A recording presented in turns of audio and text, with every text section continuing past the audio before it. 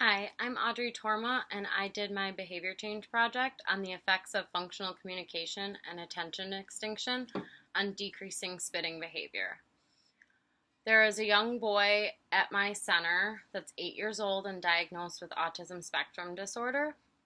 He engages in spitting behavior, which is defined as any instance he expels saliva from his mouth directed towards an individual, example, an adult, within 5 feet.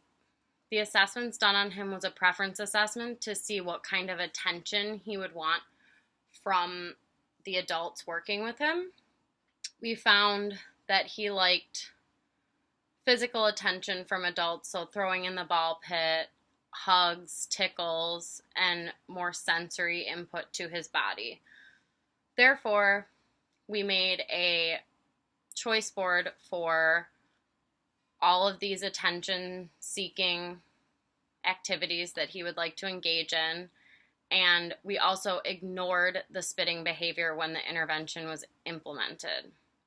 The intervention was a functional communication, so teaching him to ask for attention appropriately from the tutor, and we used immediate verbal prompts for this as well as the choice board and faded those out as more independence was shown from him. I did a reversal design for this, so baseline, intervention, baseline, then return to intervention. Each was 5 days long of data.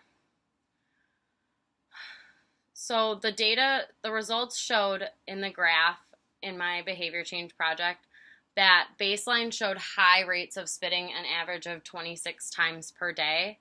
When we put the intervention in, it decreased to an average of 11 spits per day. When we took the intervention away, it went right back up to not as high as 26 times per day, but to 17 times per day an average. And then when we implemented the intervention again, rates went way down to almost near zero levels, which is great.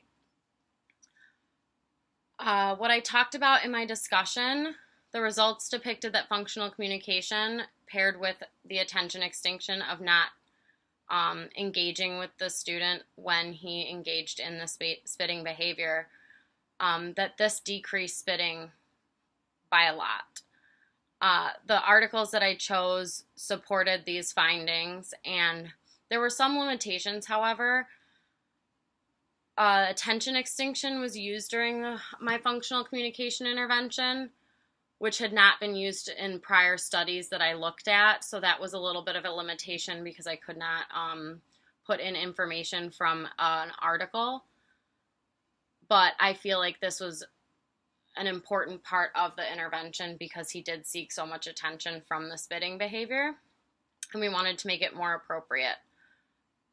Maintenance and generalization is another thing with settings and other people that was a limitation. I did not have generalization data yet, and we are going to be doing that now, but we haven't seen it across other settings and other people, so hopefully it will generalize to those places.